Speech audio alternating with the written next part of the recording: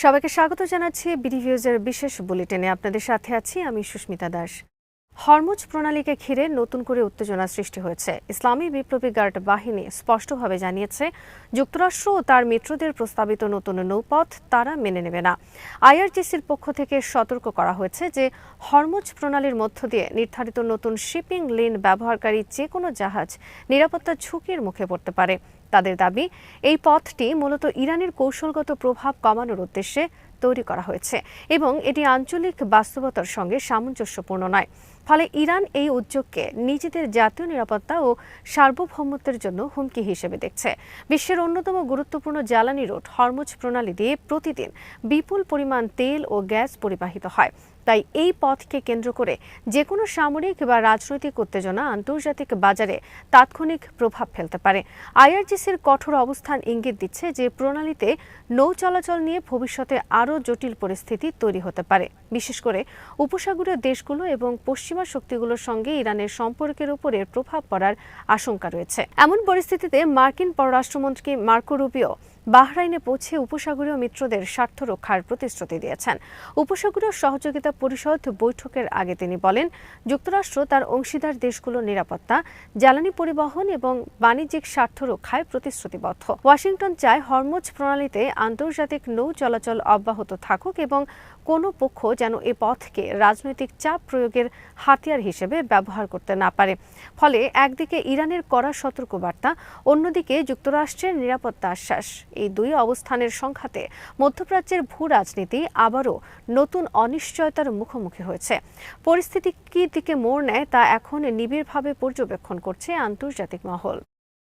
সংযুক্ত আরব আমিরাতের প্রেসিডেন্সিয়াল উপদেষ্টা আনোয়ার গার্গাস আরব উপসাগরীয় দেশগুলোর ওপর জোরপূর্বক নতুন ভূরাজনৈতিক বাস্তবতা চাপিয়ে দেওয়ার যে কোনো প্রচেষ্টার বিরুদ্ধে কঠোর অবস্থান ব্যক্ত করেছেন।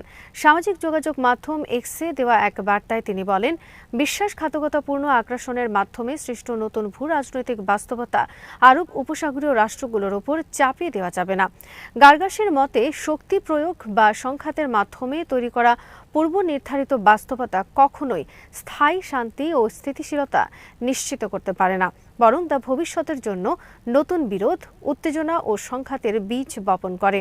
তিনি বিশেষভাবে হরমুজ প্রণালীর প্রসঙ্গ উল্লেখ করে বলেন, এই গুরুত্বপূর্ণ নৌপথকে কেন্দ্র করে যে কোনো একতরফা পদক্ষেপ বা আধিপত্য প্রতিষ্ঠার প্রচেষ্টা পুরো অঞ্চলের নিরাপত্তা ও অর্থনৈতিক স্থিতিশীলতার জন্য হুমকি হয়ে উঠতে পারে।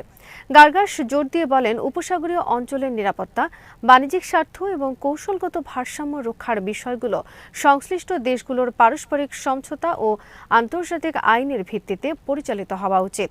তার মন্তব্য, এমন এক সময় এলো যখন হরমুজ প্রণালীকে ঘিরে আঞ্চলিক উত্তেজনা, সামুদ্রিক নিরাপত্তা এবং জ্বালানি সরবরাহের ভবিষ্যৎ নিয়ে আন্তর্জাতিক মহলে উদ্বেগ বাড়ছে।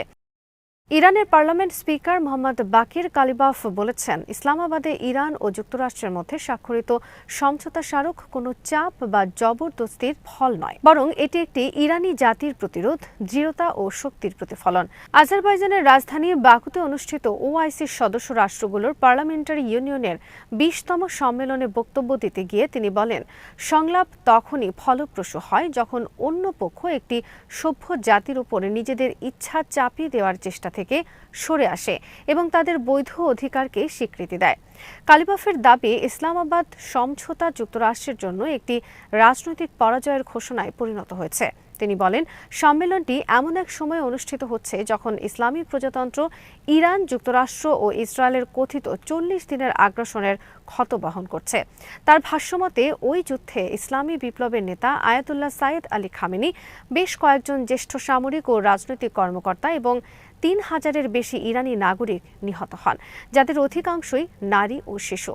এছাড়া 30,000-এরও বেশি মানুষ আহত হন এবং দেশটির শিল্প, চিকিৎসা, শিক্ষা, জ্বালানি ও পরিবহন অবকাঠামো সহ হাজারো আবাসিক স্থাপনা ক্ষতিগ্রস্ত হয়। কালিবাফ বলেন, ইরানের সশস্ত্র বাহিনী ও জনগণের প্রতিরোধ যুক্তরাষ্ট্র ও ইসরায়েলের উপর বড় ধরনের মূল্য চাপিয়ে দিয়েছে এবং শত্রুপক্ষকে যুদ্ধক্ষেত্র ও আলোচনার টেবিল উভয় স্থানেই তাদের লক্ষ্য অর্জনে ব্যর্থ করেছে।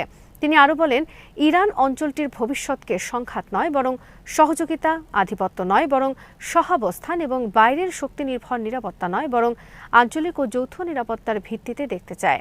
একই সঙ্গে তিনি পারস্পরিক সম্মান, অভ্যন্তরীণ বিষয়ে হস্তক্ষেপ না করা এবং অভিন্ন স্বার্থের ভিত্তিতে মুসলিম দেশগুলোর সঙ্গে সহযোগিতা সম্প্রসারণের আহ্বান জানান।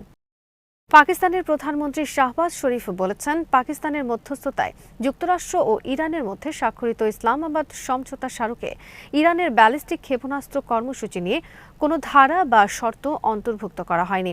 পাকিস্তান সফররত ইরানের প্রেসিডেন্ট মাসুদ পেজিশকিয়ানের সঙ্গে প্রতিনিধি পর্যায়ের বৈঠকে তিনি একথা বলেন। শরীফ স্পষ্ট করে জানান, ইসলামাবাদ সমঝোতা স্মারকে ব্যালিস্টিক ক্ষেপণাস্ত্রের কোনো বিষয় নেই। এটি কখনো আলোচনার টেবিলে ছিল না, আলোচ্য সূচির অংশও ছিল না। এমনকি ইরানি পক্ষ এ বিষয়ে কোনো আলোচনা করতে আগ্রহ দেখায়নি। তিনি বলেন, এই সমঝোতা মূলত আঞ্চলিক স্থিতিশীলতা, পারস্পরিক আস্থা বৃদ্ধি এবং দীর্ঘদিনের উত্তেজনা প্রশমনের লক্ষ্যে সম্পন্ন হয়েছে। পাকিস্তানের প্রধানমন্ত্রী আরও দাবি করেন, বিশ্বের কিছু শক্তি ও গোষ্ঠী এই চুক্তিকে ব্যর্থ করে দিতে সক্রিয়ভাবে কাজ করছে। তাদের উদ্দেশ্য হল ইরান ও যুক্তরাষ্ট্রের মধ্যে উদীয়মান সমঝোতার পরিবেশ নষ্ট করা এবং নতুন করে সংঘাতের ক্ষেত্র তৈরি করা। শরীফের ভাষায়, তারা চায় না যে মহান ইরানি জাতি যুদ্ধের ধ্বংসস্তূপ থেকে উঠে এসে আবারও মর্যাদা ও গৌরবের শিখরে পৌঁছাক। তিনি ইরানের জনগণের দৃঢ়তা ও প্রতিরোধ ক্ষমতার প্রশংসা করে বলেন, সাম্প্রতিক সংঘাতের পরও ইরান তার জাতীয় স্বার্থ ও স্বাধীন অবস্থান ধরে রাখতে সক্ষম হয়েছে।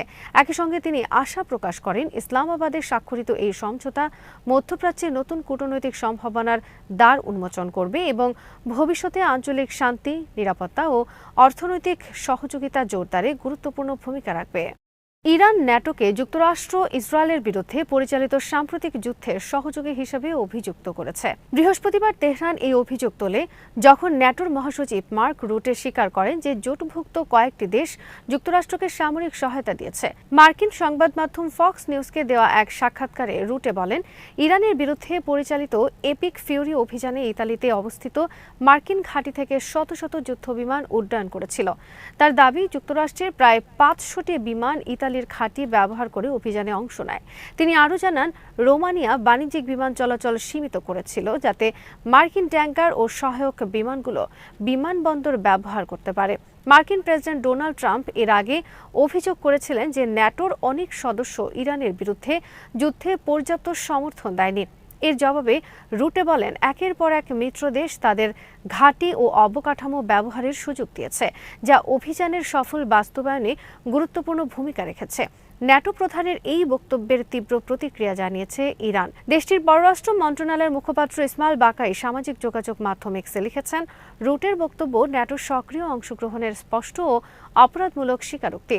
তিনি অভিযোগ করেন, একটি সার্বভৌম জাতিসংঘ সদস্য রাষ্ট্রের বিরুদ্ধে পরিচালিত অবৈধ আগ্রাসী যুদ্ধে ন্যাটো প্রত্যক্ষভাবে সহযোগিতা করেছে, যা আন্তর্জাতিক আইন ও জাতিসংঘ সনদের মৌলিক নীতির লঙ্ঘন। তবে ইতালি দ্রুত ন্যাটো প্রধানের বক্তব্য থেকে নিজেদের দূরে সরিয়ে নেয়।